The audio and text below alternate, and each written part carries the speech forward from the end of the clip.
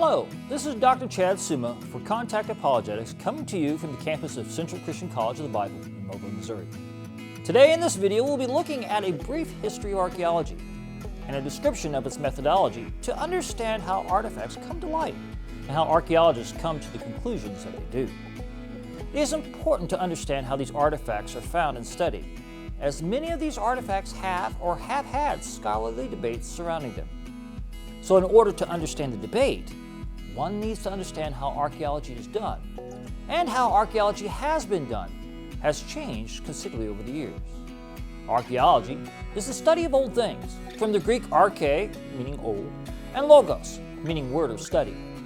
But as an established science, it is relatively young. Some even suggest that it wasn't until 1735, with the excavation at Herculaneum, the other town that was destroyed besides Pompeii when Vesuvius erupted in AD 79, that modern archaeology began. This excavation was hardly scientific or systematic. While there has always been an interest in the past, a systematic study of human artifacts did not develop until the 1800s. The spark for this push for understanding the past came ironically through conflict. Much of the desire to explore the Holy Land for archaeological remains come from all the treasures from ancient Egypt that Napoleon brought back after having conquered Egypt in 1798. Soon after, explorers from Europe ravaged Egypt and Mesopotamia for ancient treasures.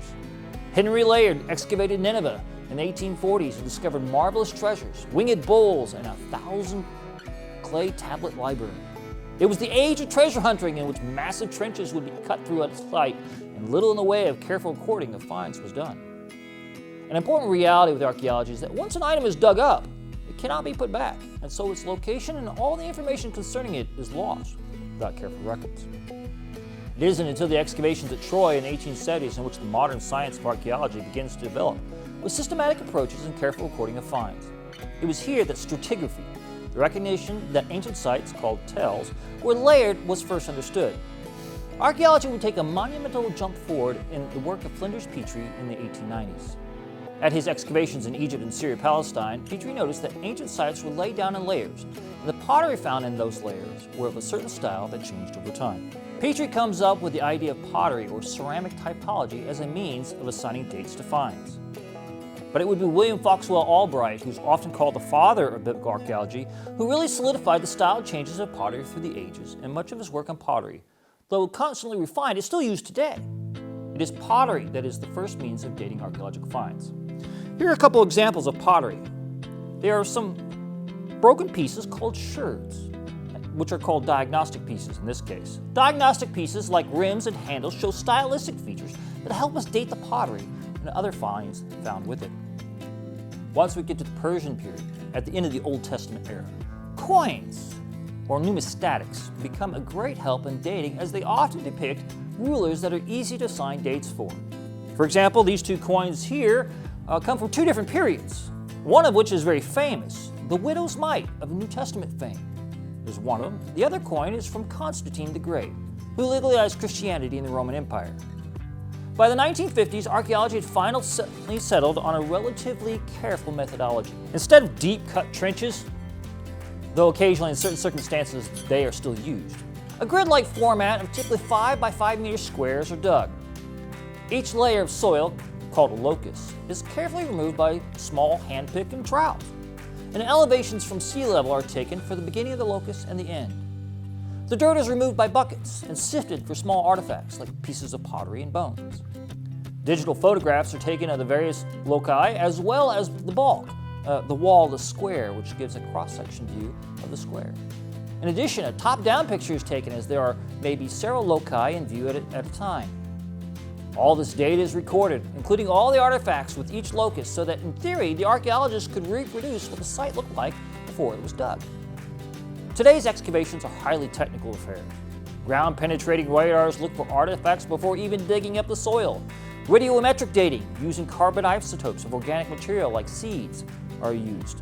Neutron activation analysis for pottery, which helps ascertain what elements constitute the sample, which helps us know where the clay was from in order to make the pottery. And laser-guided transits for taking elevation are commonplace at most archaeological digs. In addition, it is no longer just archaeologists that digs anymore. You have anthropologists, paleobotanists, linguists, historians, surveyors, and many other types of specialists. Thus, modern archaeological digs are highly scientific affairs, a far cry from archaeology in the 19th century. Yet you may be wondering why this is important. By having a careful recording of archaeological finds that are in situ, that is, their origin is found in the ground rather than in an antiquities market, one can be more certain of what the artifact can tell us. Finding artifacts in situ helps prove the authentic nature of the artifact. It helps to properly date the artifact and relate it to other artifacts. Artifacts not found on official digs are common, but their legitimacy is suspect, and sadly there are a lot of fake artifacts out there because people will buy them, thinking they might be legitimate. For example, this is the Taylor Prism, or a copy of it. Sometimes it's called the Sennacherib Prism, which records Sennacherib's military campaigns, even including his famous one into Judah in 701 BC. You can read the biblical account in 2 Kings 18 and 19, 2 Chronicles 32, and Isaiah 37 and 38. It was not found in situ, and so some doubt of its authenticity existed for a brief time, until two other prisms, nearly identical, were found in situ, proving the legitimacy of the Taylor Prism. Sometimes these unauthenticated artifacts can cause quite a bit of excitement, only to be proven fakes later on, and this can undermine faith. Also, you will find archaeologists do not at all come to the same conclusions about artifacts or the sites in which they are found. Understanding the archaeologist's methods helps the person interested in archaeology understand where the points of contention are, often around dating of the artifact or site or the reading of an inscription.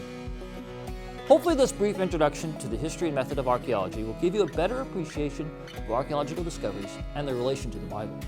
While some archaeological work is highly technical, much of it is still done by common laborers who are trained to dig, sift, and record everything in their 5-meter square. In fact, every summer, volunteers from around the world join these digs and lay their hands on things that no human had seen in thousands of years.